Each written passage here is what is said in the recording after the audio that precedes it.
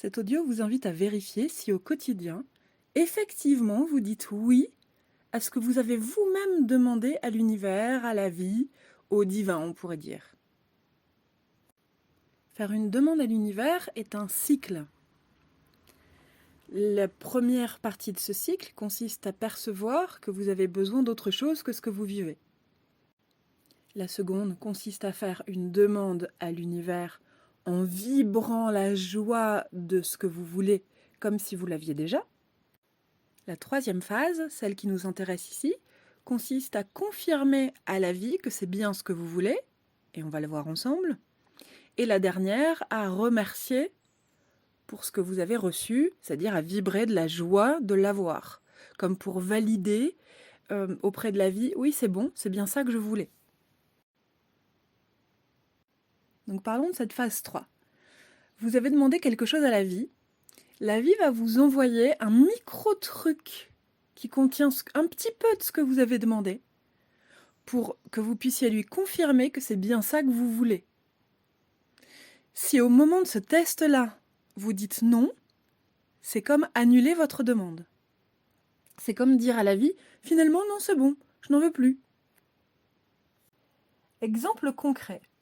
Lors d'une rando, j'ai eu l'occasion de discuter avec un petit jeune qui avait besoin d'argent pour des projets.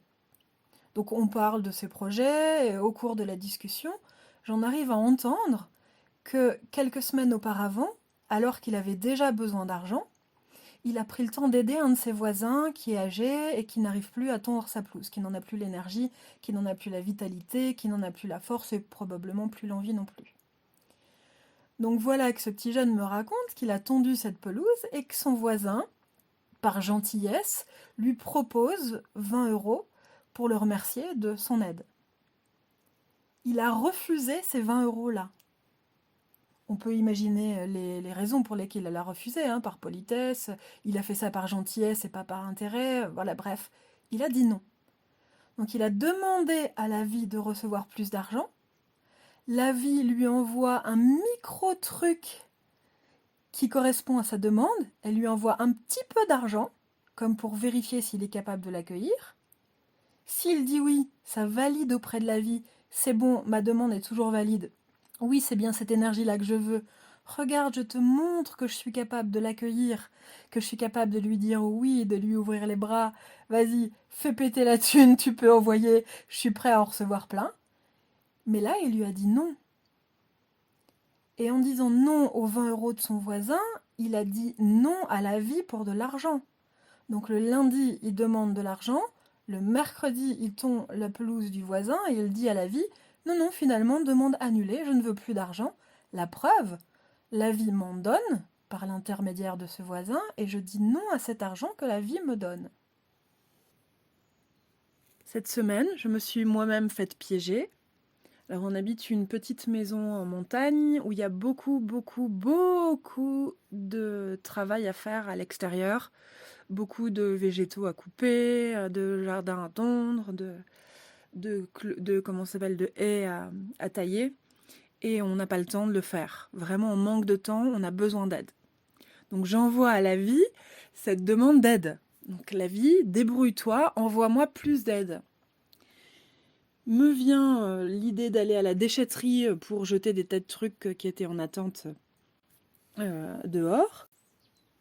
Parmi les choses à jeter à la déchetterie, il y avait un vélo elliptique. Donc, le truc assez grand, assez long, assez lourd, et puis chiant en plus à descendre parce que quand vous tirez sur une partie, comme c'est censé faire levier avec une autre partie, bref, ça vous échappe des mains, c'est un peu galère. Néanmoins, à la déchetterie, j'arrive à le sortir et je suis vraiment sur la fin de mon mouvement. Et là, il y a un monsieur très gentil qui vient et qui me dit « Est-ce que vous voulez de l'aide ?» Et là, je m'entends lui dire « Non, non, merci, ça va aller. » Et sur le trajet du retour, m'est revenu en tête à la fois, 1, ma demande d'aide, et 2, mon refus.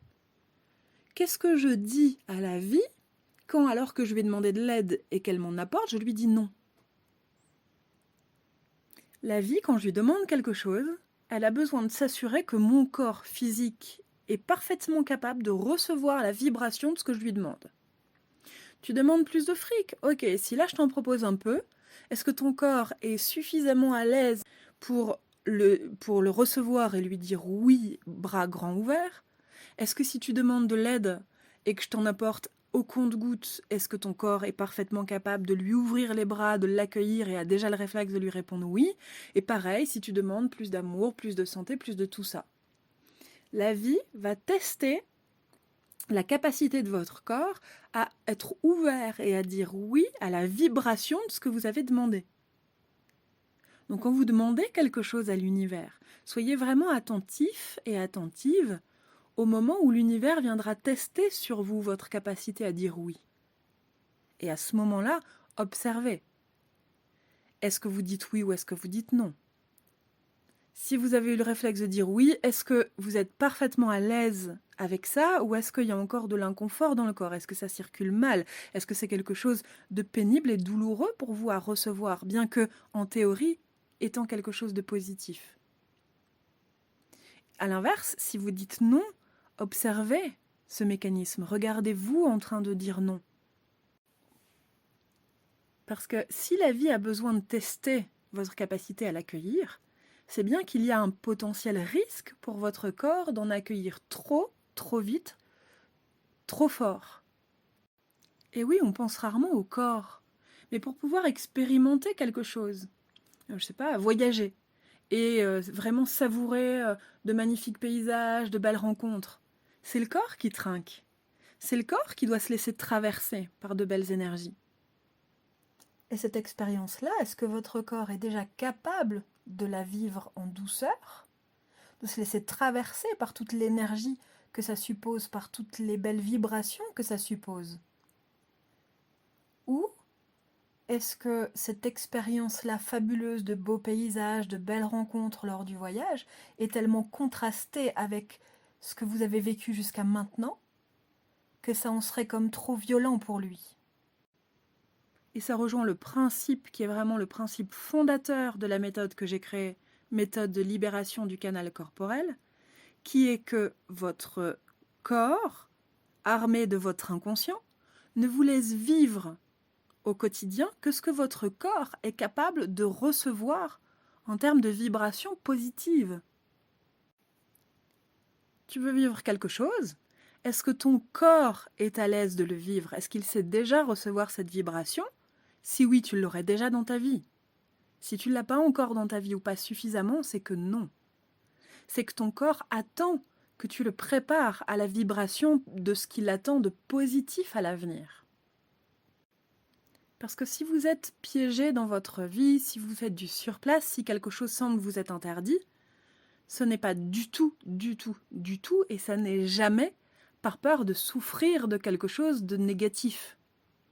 C'est pas par peur que quelqu'un de méchant vous fasse mal, c'est pas par peur de perdre quelque chose que vous auriez gagné, c'est pas par peur de vous retrouver en colère parce que quelqu'un vous aurait fait un coup de traître, pas du tout.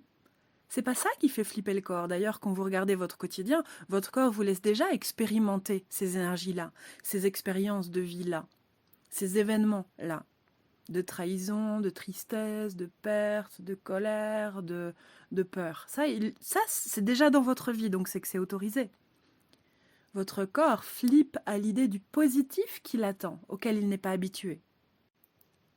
C'est comme si on menaçait votre corps d'être trempé dans de l'eau chaude, alors que ça fait 20 ans, 30 ans, 40 ans, parfois plus, pour certains d'entre vous, qu'il est baigné dans l'eau froide. Donc finalement, la seule question qu'il y a à se poser pour soi-même quand on veut quelque chose, c'est: est-ce que mon corps est prêt à le recevoir? Est-ce que mon corps est prêt vraiment à accueillir facilement en douceur l'énergie qui sous-tend ce que j'ai demandé? Le grand amour, un chouette boulot, recevoir plein d'argent, voyager. Est-ce que mon corps est capable déjà de se laisser traverser par ces belles énergies-là, par ces belles vibrations? Et si la réponse à cette question est non, la demande que vous avez tout intérêt à faire à la vie, c'est de vous aider à préparer vos corps à être parfaitement capables de recevoir cette vibration-là, la vibration qui sous-tend ce que vous avez demandé. Je tiens à vous faire remarquer que c'est le travail que je fais moi au quotidien avec les clients. Ils veulent quelque chose, j'aide leur corps à se sentir parfaitement capable et à être parfaitement capables d'accueillir l'énergie, la vibration qui sous-tend ce qu'ils attendent de la vie. Et de ce fait, je me demande, qu'est-ce que vous avez bien pu demander à la vie ces derniers jours qui fait que la vie vous envoie cet audio à écouter? Vous avez forcément demandé quelque chose. Et quel que soit ce que vous avez demandé à la vie, et ce que vous avez demandé à votre corps, à votre humain, d'expérimenter, d'oser expérimenter à partir de maintenant, entendez sa demande qui est d'accord, moi je veux bien, sur le papier je suis d'accord pour t'aider à tout expérimenter, mais aide-moi à me préparer à en recevoir la vibration. Si là, moi ton corps, moi ton humain et l'inconscient qui est à mon service, je ne te laisse pas encore vivre ce que tu souhaites, ce que tu rêves de vivre, ce que tu aspires à vivre, ce qu'il serait normal que tu vives, c'est que j'ai simplement besoin d'un temps de préparation avant.